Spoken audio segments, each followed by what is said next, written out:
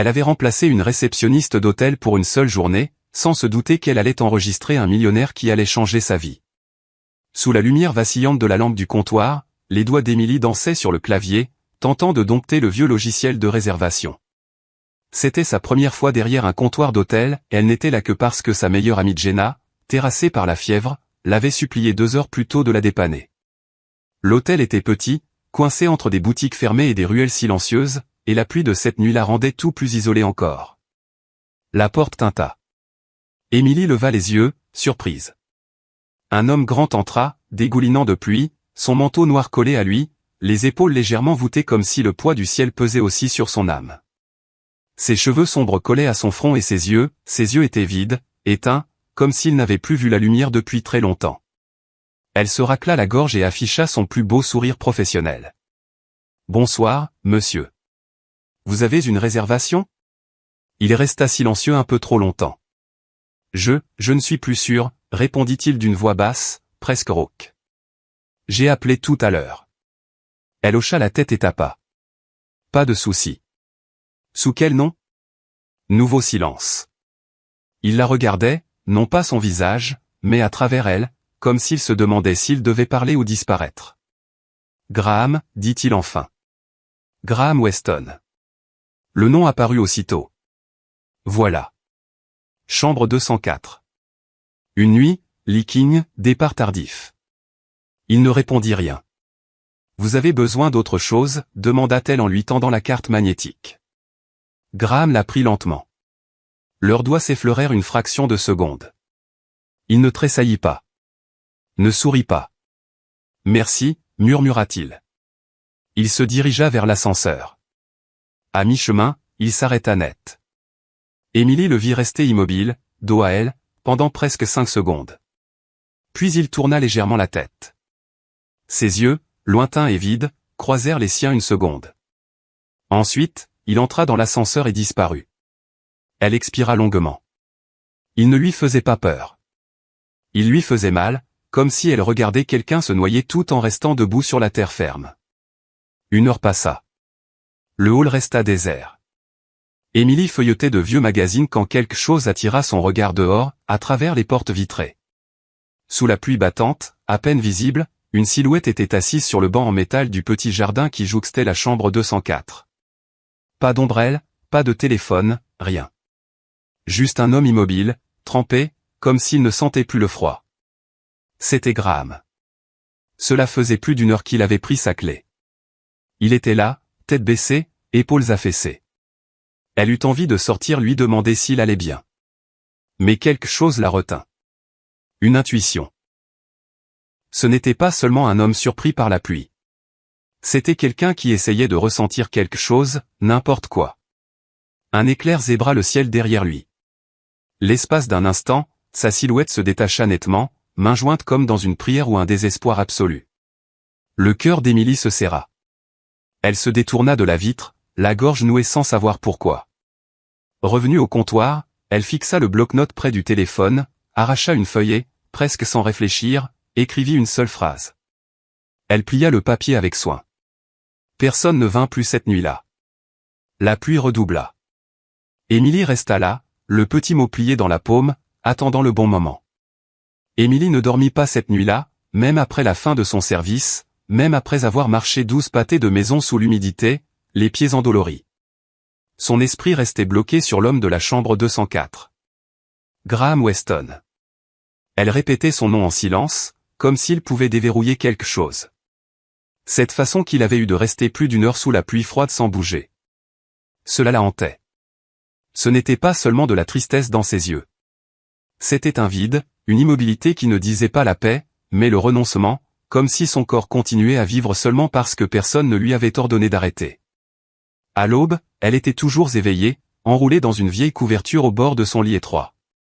Son petit appartement bruissait doucement des bruits lointains de la circulation et de la télévision du voisin.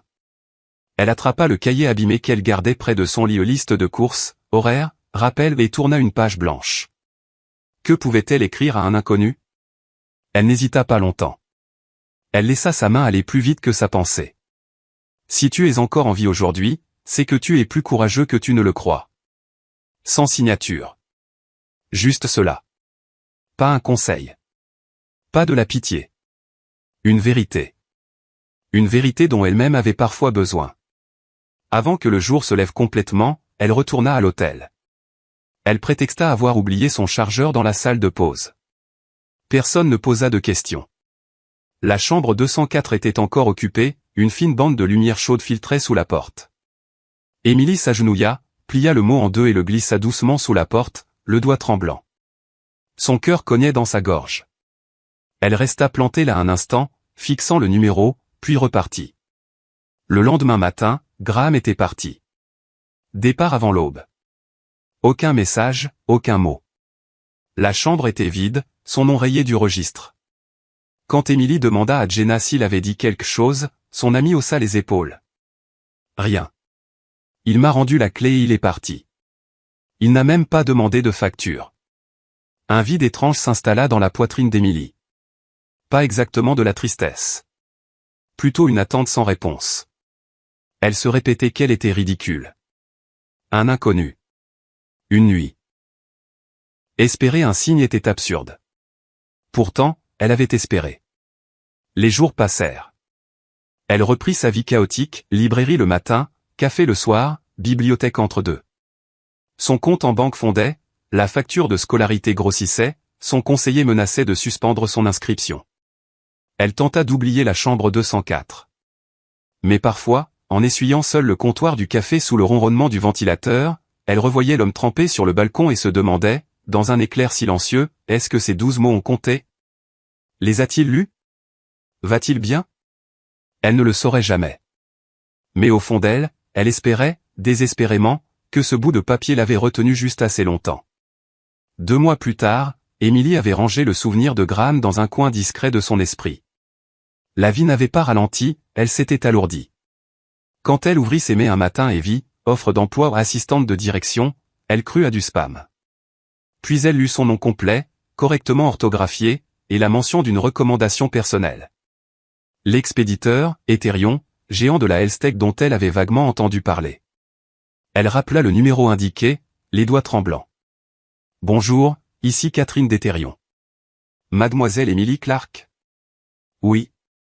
Nous serions ravis de vous recevoir pour un entretien avec notre directeur général. Je n'ai jamais postulé. Vous avez été recommandé par une personne qui préfère rester anonyme pour le moment. 3 jours plus tard, Émilie se tenait devant l'immense tour de verre d'Ethereum, dans son meilleur blazer d'occasion et ses seuls escarpins corrects. On l'escorta jusqu'à l'étage exécutif. Attendez ici, lui dit l'assistante en désignant une porte. Émilie entra. La pièce était baignée de lumière, minimaliste, moderne. Au fond, derrière un bureau en noyer noir, un homme de dos regardait la skyline. Il se retourna. Elle cessa de respirer. C'était lui. Graham. Mais pas celui de la chambre 204.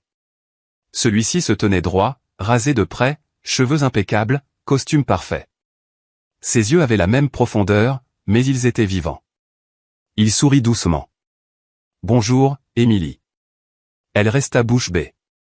Vous travaillez ici? Je dirige l'entreprise, répondit-il. Ethereum est à moi depuis le début.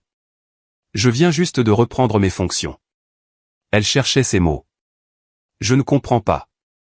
Graham s'avança et sortit de sa poche intérieure un papier plié, usé, taché d'eau, mais encore lisible.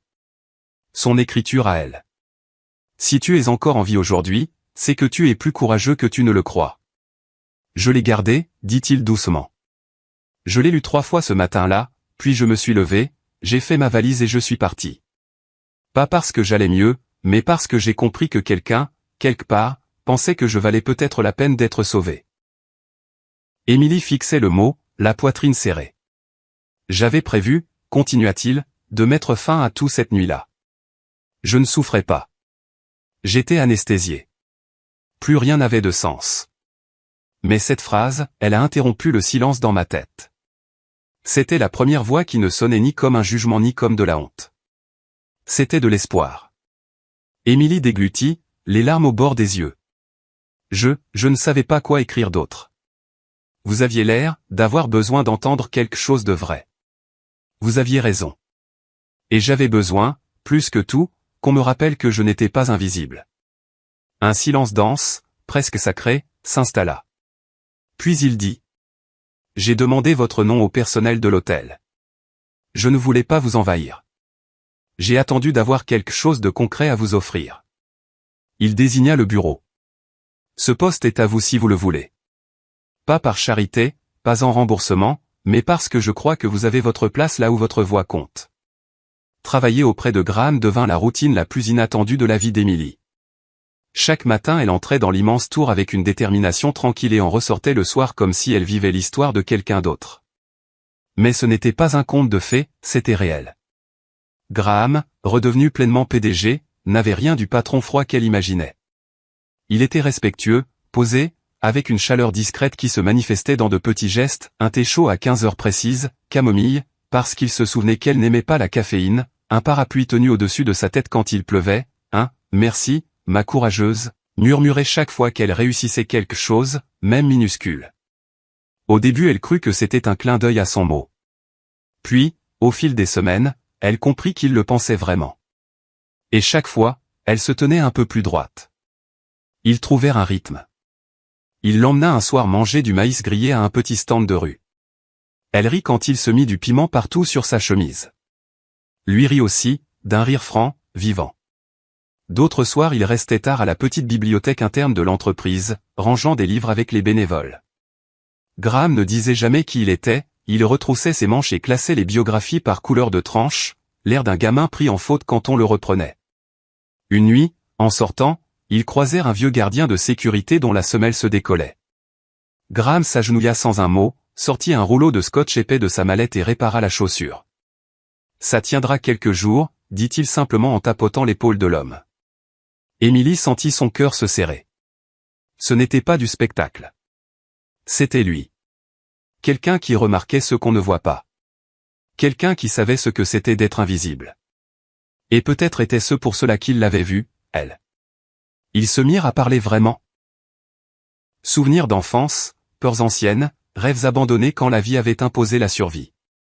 Mais une ligne restait là, invisible mais palpable, entre leurs chaises, dans les silences après les rires. Aucun des deux ne la franchissait. Un soir, dans le petit jardin intérieur de l'entreprise, deux bancs usés et un cerisier où Emily rompit le silence. Avant, je vendais de l'eau en bouteille dans les cinémas. L'uniforme était trop grand de 3 tailles. Mes chaussures couinaient. J'ai fait tomber un plateau entier une fois et j'ai pleuré 1 heure dans les toilettes. Il écoutait. Je n'ai jamais terminé mes études. Je ne pouvais pas payer. Ici, je googlise encore la moitié des mots qu'on emploie. Je répète mes réponses avant les réunions. Tu fais largement plus que tenir, répondit-il doucement. Elle sourit sans joie. Je ne suis pas à ma place dans ton monde. Il sortit alors le vieux mot de sa poche et le posa entre eux. Il n'ajouta rien. Il n'avait pas besoin. Ce soir-là, tard, dans la salle de pause déserte, Graham dit enfin. Je te dois une histoire. Elle inclina la tête.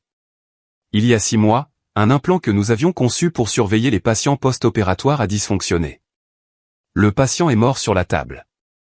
Emily retint son souffle.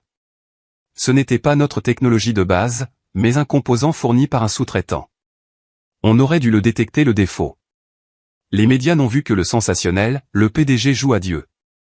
Les investisseurs ont fui, l'action s'est effondrée, j'ai démissionné pour protéger ce qui restait de l'entreprise. Il baissa les yeux sur ses mains. Le frère du défunt m'a attendu devant le tribunal. Il ne m'a pas crié dessus. Il m'a juste regardé et a dit, j'espère que vous vivrez assez longtemps pour ressentir la culpabilité que je ressens tous les jours. Un long silence.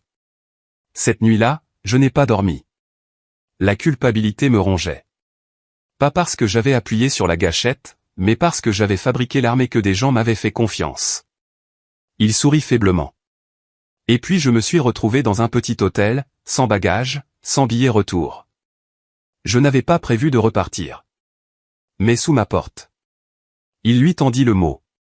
Elle le prit, les doigts tremblants. Je l'ai lu 10 fois. J'ai pleuré pour la première fois depuis des semaines.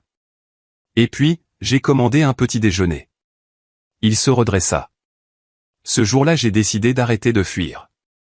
J'ai engagé des experts indépendants, rouvert tous les dossiers. 3 mois plus tard, la vérité est sortie, c'était un bug dans le code d'un sous-traitant enfoui sous 10 couches. Je suis allé voir la famille moi-même, chaque semaine pendant 2 mois, jusqu'à pouvoir prononcer le nom de leur fils sans que cela me brûle la gorge. L'entreprise se reconstruit. Et moi, je suis revenu différent. Il la regarda droit dans les yeux. C'est là que je t'ai retrouvé. Les semaines qui suivirent furent les plus douces qu'Émilie ait jamais connues. Ils lancèrent ensemble un programme de clinique mobile pour les quartiers défavorisés. Ils présentaient toujours le projet comme « le nôtre ». Il laissait une tasse d'eau chaude sur son bureau quand il la voyait arriver, un petit mot, « respire », quand il la sentait noyée dans l'émail, sa propre tasse poussée vers elle quand elle avait froid aux mains. Elle commença à se sentir en sécurité. Mais avec la sécurité vint une peur nouvelle, sournoise. Elle se surprenait à douter dans l'ascenseur de verre, dans les couloirs immenses, est-ce que j'ai vraiment ma place ou suis-je juste de passage dans le monde de quelqu'un d'autre? Lors d'un dîner de networking de l'entreprise, elle portait une robe bleu marine empruntée. Près du buffet, 2 collègues murmurèrent assez fort. Sympa du PDG d'avoir amené son assistante. Faut dire que quand quelqu'un vous sauve la vie, ça ouvre des portes. Ou alors elle est très persuasive. Émilie se figea. Elle ne répondit pas. Elle sortit, posa un mot plié sur l'assiette de Graham, « Tu m'as sauvé du désespoir. Maintenant je dois me sauver moi-même d'oublier qui je suis. » Elle marcha des heures dans ses anciens quartiers, là où personne ne la connaissait mais où chaque coin de rue lui rappelait la fille qu'elle avait été. Le lundi suivant, elle déposa une enveloppe sur le bureau de Graham avant que les tâches se remplissent, demande de congé sans solde pour une durée indéterminée. Elle laissa son badge à côté, soigneusement enroulé. Elle ne l'attendit pas pour voir sa réaction. Elle savait qu'il comprendrait. Elle s'inscrivit au cours du soir, communication, gestion de projets associatifs, bureautique avancée.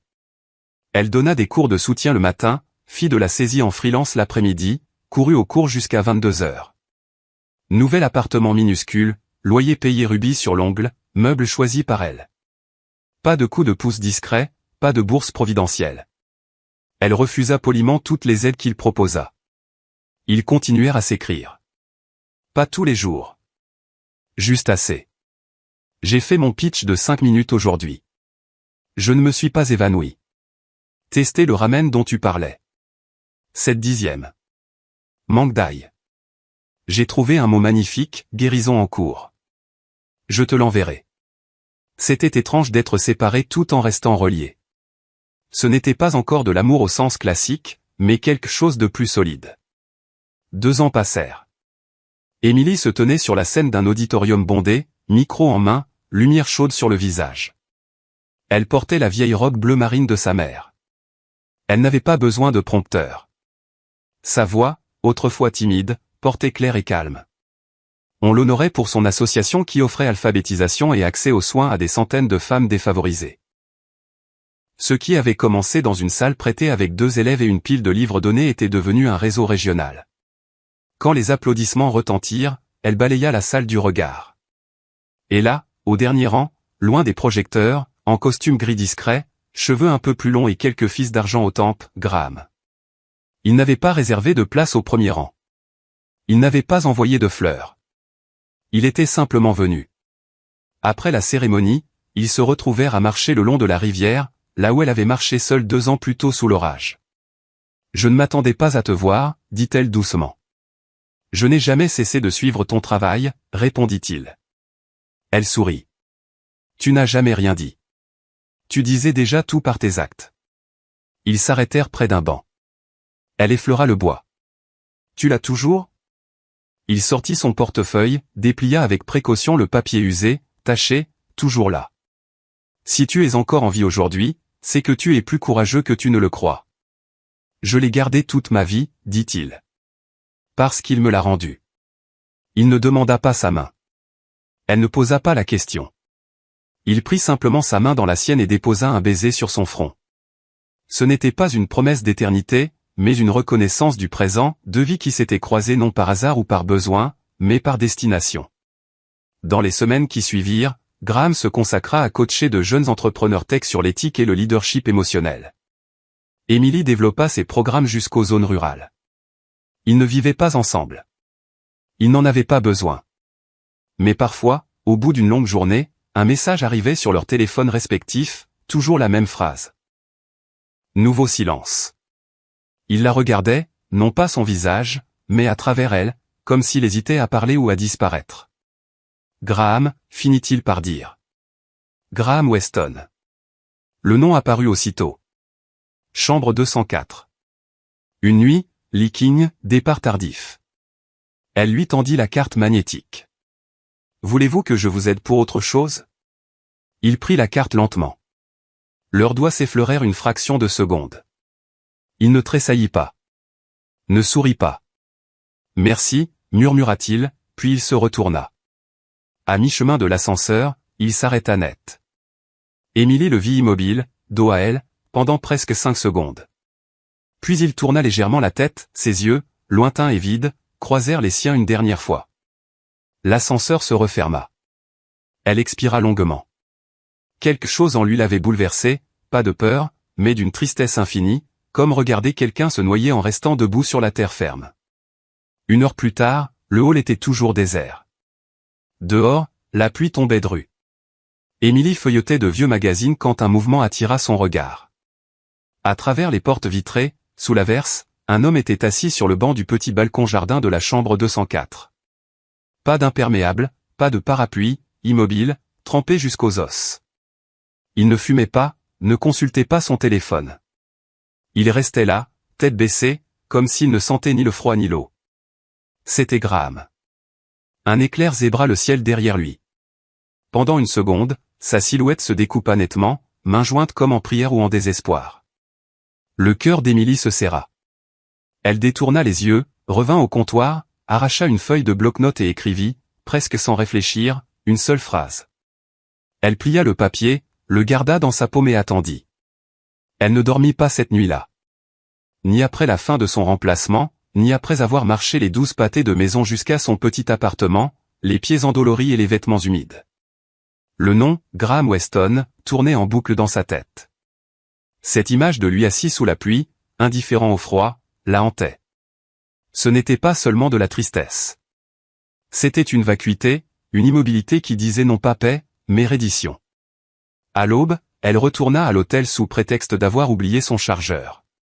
La chambre 204 était encore occupée, une fine ligne de lumière filtrait sous la porte. Elle s'agenouilla, glissa le mot plié et repartit sans bruit. Le lendemain matin, il était parti. Aucune trace, aucun message. Jenna haussa les épaules. Il a rendu la clé, c'est tout. Un vide étrange s'installa dans la poitrine d'Émilie. Elle se disait qu'elle était ridicule, c'était un inconnu. Pourtant, elle aurait voulu un signe, un merci, n'importe quoi. Il n'y eut que le silence. Les jours puis les semaines passèrent. Elle reprit sa vie chaotique, librairie le matin, café le soir, bibliothèque entre deux. Les factures s'accumulaient, la menace de radiation de la fac planait. Elle essayait d'oublier la chambre 204, mais parfois, en essuyant les comptoirs du café tard le soir, elle se demandait si ces 12 mots avaient compté, s'il les avait seulement lus, s'il allait bien. 2 mois plus tard, un mail intitulé « Offre d'emploi assistante de direction » apparut dans sa boîte. Son nom complet, une recommandation anonyme, l'entreprise Ethereum, un géant de la health tech dont elle avait vaguement entendu parler. Elle n'avait jamais postulé. Elle appela. Une voix joyeuse confirma l'entretien. 3 jours après, elle se tenait dans le hall immense d'Ethereum, blazer d'occasion et talons uniques aux pieds. On l'escorta jusqu'au dernier étage. La porte s'ouvrit sur un bureau baigné de lumière. Un homme se tenait dos à elle, regardant la skyline. Il se retourna. C'était lui. Rasé de près, costume impeccable, épaules droites, mais les mêmes yeux profonds. « Bonjour, Émilie, dit-il doucement. Elle resta bouche bée. « Vous travaillez ici ?»« Je dirige l'entreprise, répondit-il. Ethereum est à moi depuis le début. Je viens juste de reprendre mes fonctions. » Il sortit de sa poche intérieure un papier usé, taché d'eau, mais toujours lisible, sa propre écriture. « Si tu es encore en vie aujourd'hui, tu es plus courageux que tu ne le crois. »« Je l'ai gardé, dit-il. Je l'ai lu 3 fois ce matin-là, puis je me suis levé, j'ai fait ma valise et je suis parti. Pas parce que j'allais mieux, mais parce que quelqu'un, quelque part, croyait que je valais peut-être la peine d'être sauvé. Émilie sentit sa gorge se nouer.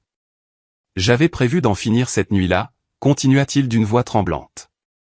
Je n'avais plus mal. Je ne ressentais plus rien.